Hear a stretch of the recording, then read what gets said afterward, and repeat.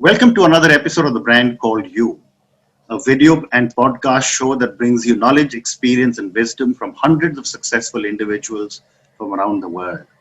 We are now in season two and we have just finished recording over 300 episodes. Today, it is my privilege to welcome Gaurav Gupta, who's a multifaceted individual, both as a professional manager and as an entrepreneur. Gaurav, welcome to the show. Thank you so much, Ashutosh. Thanks for giving me this opportunity. It's a pleasure to be talking with you. Thank you. Gaurav is from IIM Ahmedabad and he's a professional manager and an entrepreneur. So, Gaurav, tell me a little bit about your early career, some of your learnings, and then we'll come into all the stuff that you're doing now. Sure. So my career began when I graduated from IIM Ahmedabad in 2001. My campus placement was with Coca-Cola, and Coca-Cola, true to the tradition of Hindustan Lever and others, straight to rural markets from campus. So my first posting as area sales manager was in upcountry West Bengal in a district called Malda, Uh-huh. where I had to handle a couple of distributors and manage sales operations there. I spent my first 5 years in frontline sales across Coke, Gillette, which is now P&G, Yeah. and Nokia till about 2006. And thereafter, I moved to the brand side of things. Mm. In 2006, I moved to brand activation and subsequently to brand management. Mm. And then finally, somewhere around 2013, I moved to business PNN roles where I led the photon data cards business, a Okay. business which now no longer holds significance thanks to the massive changes in technology Correct. that have happened. So Correct. over a period between 2001 and 2016, 5 years of sales, about 6 to 7 years of brand, and then a couple of years in business P&L roles. But it all this while, and that started, I think, somewhere around 2011 and 12, Huh. was to do something on my own, was to participate in the new economy, the internet-enabled economy. Yeah. And it took me a good 5 years from thinking to doing. And in 2016 is when I stepped out to begin my own venture in an area that I'm very passionate about, which is reading. Mm-hmm. And I built this platform called Book, which is about bite-sized content for people who do not get the time to read Right. and yet are curious. Mm. Spent about 2.5 years there. A lot of engagement on the platform, but I couldn't raise enough revenue Mm. to build a sustainable model around that. Mm. During this time, one of my vendors, I was a vendor, Mm. Pearson, why don't you come on board? And that's how I had another very short stint with Pearson as their chief product officer. Okay. But I guess by that time, the entrepreneurship bullet, was there, lodged Mm. deep inside Mm. me. And after about 8, 9 months with Pearson, I was back into entrepreneurship, which is where I am right now as a Yes. co-founder for Misters. So, when I was reading about you, I said, here is the guy who's from reading books from a state business like Pearson Education into men's sexual health. I mean, incredible. So, let's start talking about your enterprise or your venture, Right. Misters. Tell me about the venture and how are you going about building this as a business? Yeah, so Misters happens to be the brainchild of my co-founder, Suhas Mishra. Now, Suhas and I go back to 2000, I think 2006, 7, So, when, Suhas was also on my show. yeah, Yeah. I am aware. I saw the episode. It was a Okay. good episode. Mm. So, Suhas and I worked together in Nokia in 2007, I guess. That was the time. And since then, we have been in touch off and on. I've followed closely Suhas's ventures, including Mm. Paperboat, Mm. and he was an advisor to me when I was running Book. Mm. So this entire Misters concept was the brainchild of Suhas because his previous venture in the space of rural telehealth kind of generated this insight that a lot of there's actually a $2 billion potential out there to kind of take up this taboo ridden category Mm. and bring some authenticity into this, bring some scientific solutions into this space, and that's how Misters came about. Mm. For me, I think if you say book was a natural extension of what I wanted to do because reading was my passion, and it just kind of came to me. I wouldn't be saying that Misters is a passion because this is about sexual health. Mm. But I think the what attracted me to the space is something that I hold core to my own style of working and Mm. my own personality, which is authenticity. Okay. The fact that in a category full of taboo, fear, Mm. and myths, we were planning to bring in a very clear and authentic voice with a scientific solution. Mm. That's what attracted me to the space, and I think that's the reason why I joined SPAS. Okay. So, let's continue talking about Misters a little more. I mean, I visited your site, and the first thing it asks me is what are my challenges, or what are my issues, Yeah. right? So therefore, I can't even go there and try and understand what you're offering. Mhm. And that is what has led me to this question: that in a community where sexuality is almost entirely within the closet even today, Right. right? Women much more so, men also very Yes, significantly. absolutely. What do you see as your market? I mean, do you really think people are going to start coming out and talking about the problems? That ways technology is a big enabler. We both Suhas, I and Saurabh, our third co-founder, we have done mystery visits to clinics Mm-hmm. across and have heard customer calls.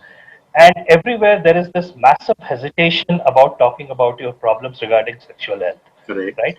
However, if you look at the data that we capture as part of our first step, which is what are the challenges that you are facing, take our sexual health quiz.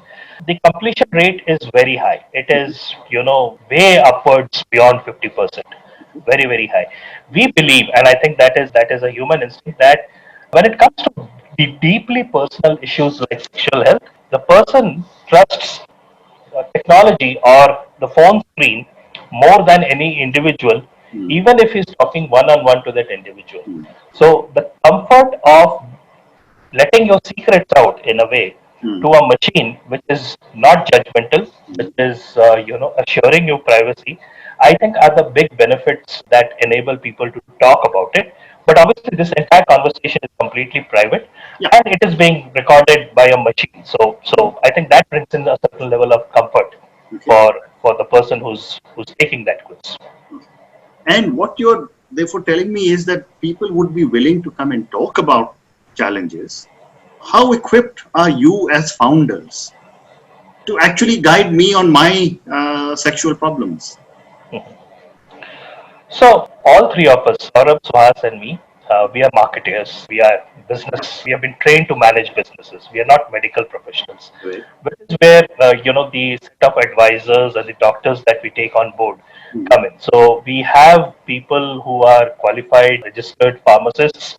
We have people who are qualified and well-known doctors. Mm. We have people who are qualified Ayurvedic doctors, which is the BAMS degree as recognized by Government of India. Mm. So we have the team and the knowledge from the right set of people to enable us to put this together.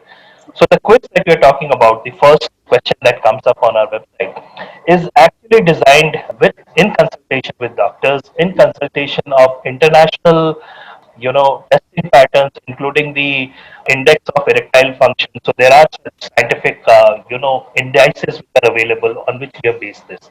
So Right. there is a strong element of science which goes into this, though we are ourselves not directly qualified to be Mm. medical professionals. Mm. Very interesting.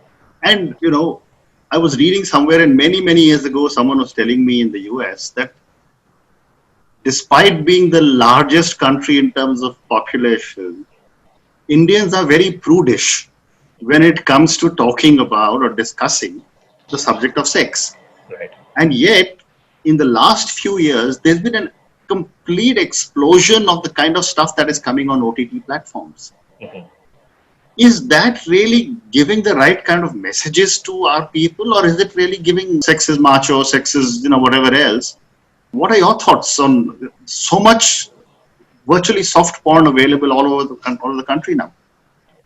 I think that is a big challenge in India, where sex is increasingly equal to space. Has always been so, but I think it is getting more direct thanks to OTT content coming in. A lot of access to porn is also creating issues. So there is this massive issue with with a notion around sex which is very different from possibly what it should be all about. Right. And at Misters, we are extremely categorical about not taking that route. Mm. In fact, so much so that we have taken a very different route to communication. Mm. Our signature line currently, we get inspired by poetry. Both Subhas and I read some amount of poetry. At least I read some amount of poetry. Subhas does a lot more. But what we have done is we have been inspired by poetry. So our core line, "Nar ho na niraj karo man ko," Mm. is by Maithili Sharan Gupta, Mhm. right? And we use lines inspired by poets like Maithili Sharan Gupta ji, Mhm. Harivansh Rai Bachchan ji, Suryakant Tripathi Nirala ji, Mhm. to bring in the essence of what is manhood. Okay. What is a man about? A Mm. man is about action. A man is about letting your emotions come up, and that's the route we have taken. But yes, coming back to your question, there is a strong, challenge Mm. as far as how sex is seen is concerned. It's been around for generations, Mm. but increasingly so in our faces these days because of the content that is being generated. Very But interesting. we have stayed away from it. Very interesting. And one last question on misters before I move to another segment. This is the age of millennials and Gen Zs.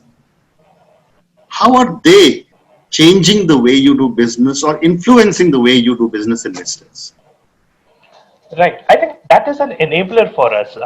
Gen Z, millennials, they are so much more open to adopting new technologies, adopting new ways of, the way you buy things, the Mm. way you explore things. Mm. And for us, as a direct to consumer D2C business, where everything, right from your diagnosis to your consultation to your exploration of content to Mm. your purchase and to your delivery happens online. The delivery obviously is delivered to your home, but nevertheless the entire process is online. I think that is something which millennials take very easily to, and that's a behavior which we have benefited from. Having said that, when you come to the non-millennials, people who are probably in their 40s, 30s, late Mm. 30s, Mm. and above, key challenge has been to move them online.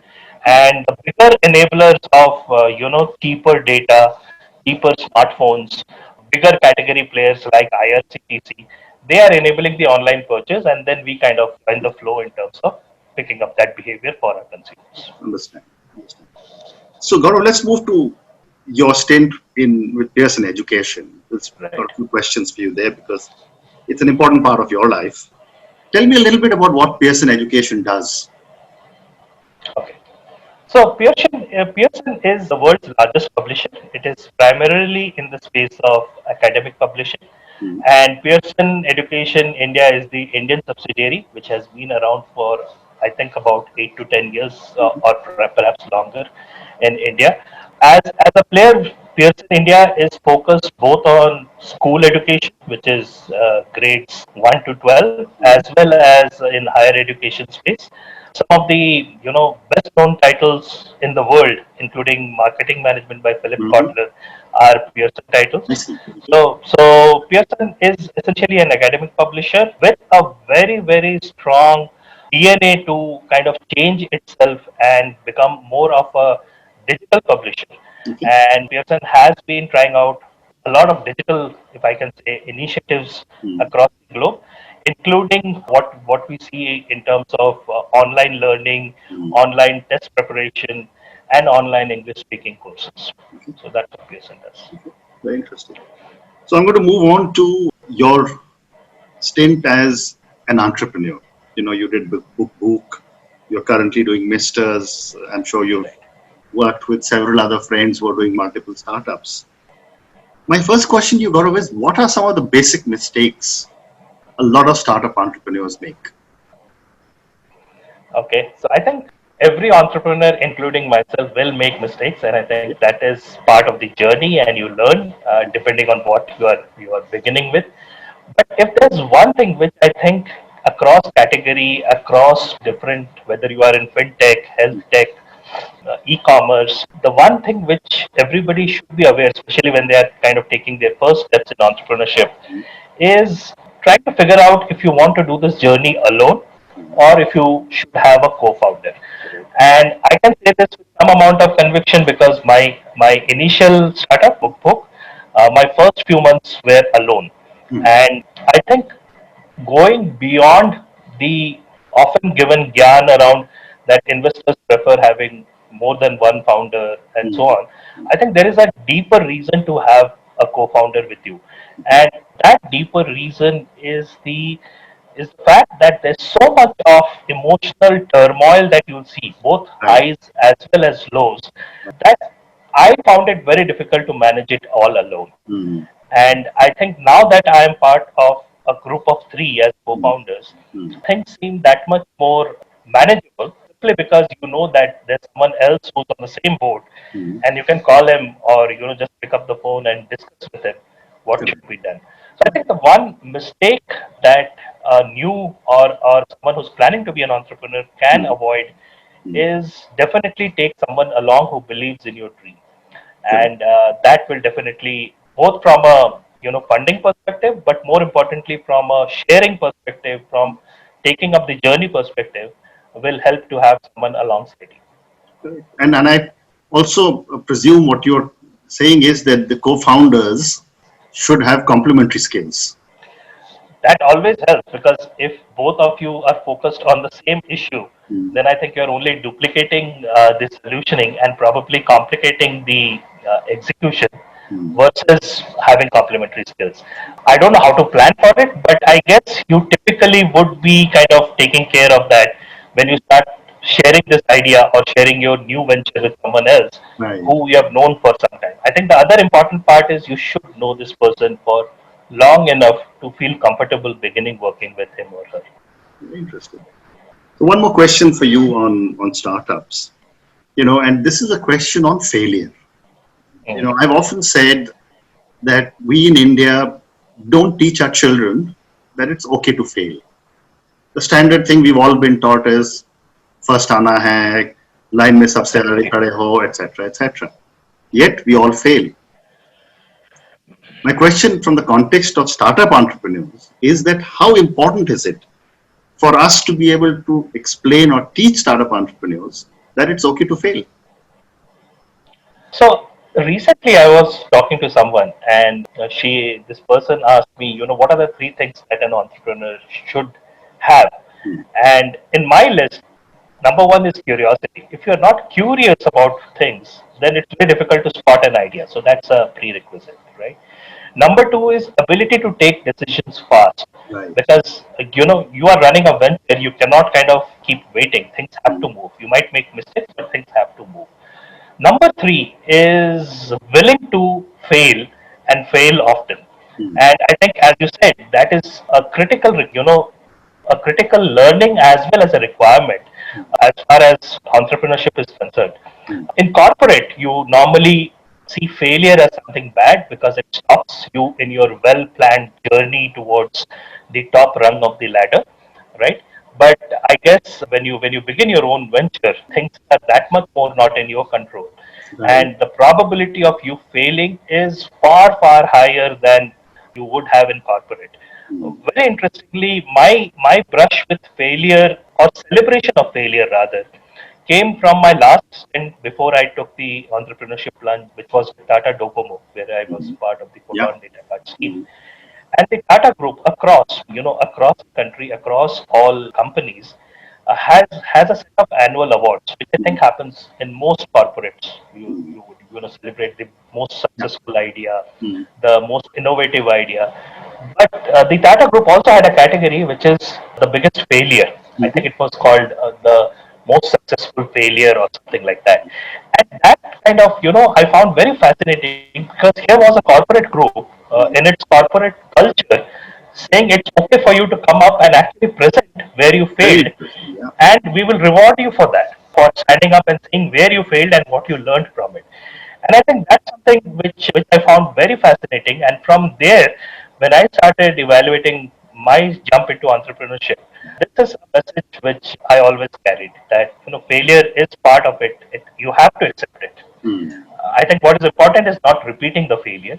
So in my case, BookBook, I was a standalone entrepreneur, Hmm. co-founder.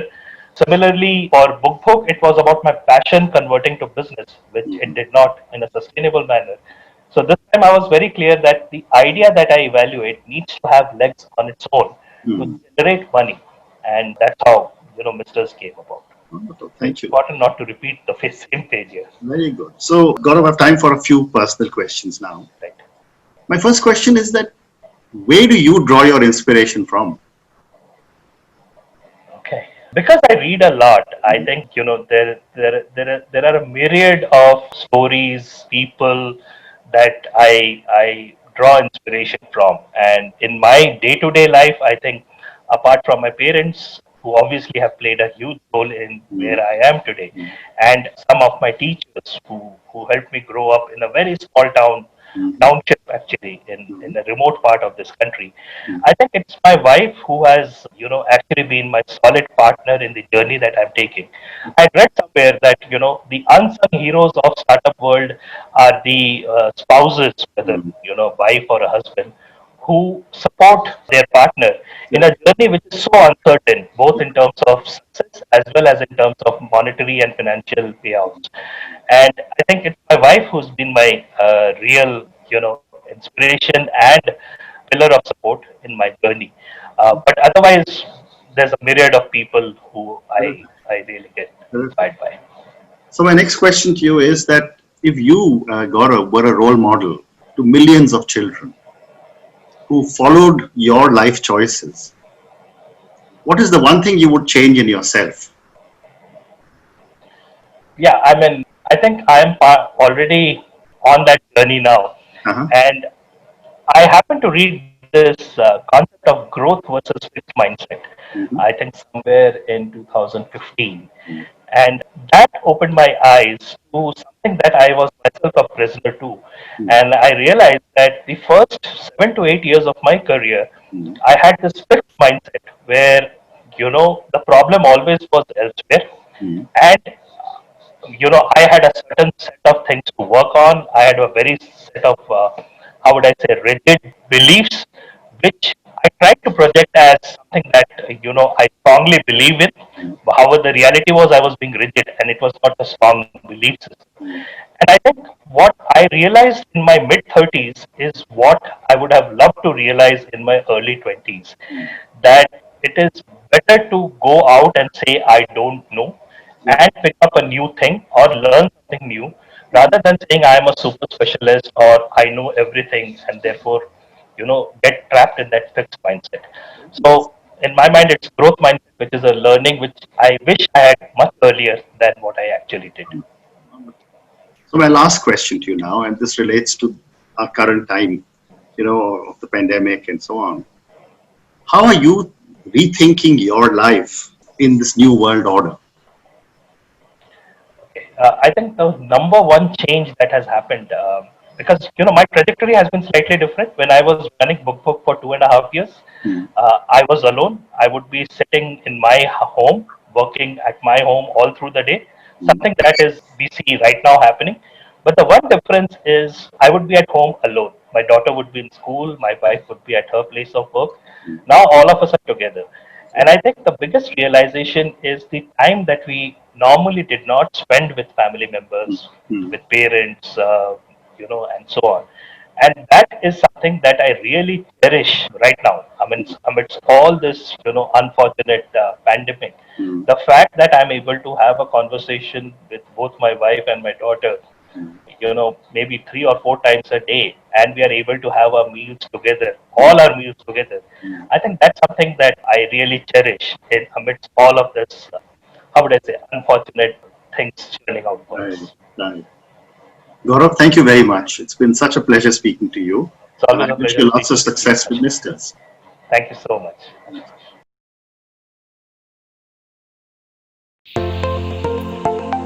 Thank you for listening to the brand called You Videocast and Podcast, a platform that brings you knowledge, experience, and wisdom of hundreds of successful individuals from around the world.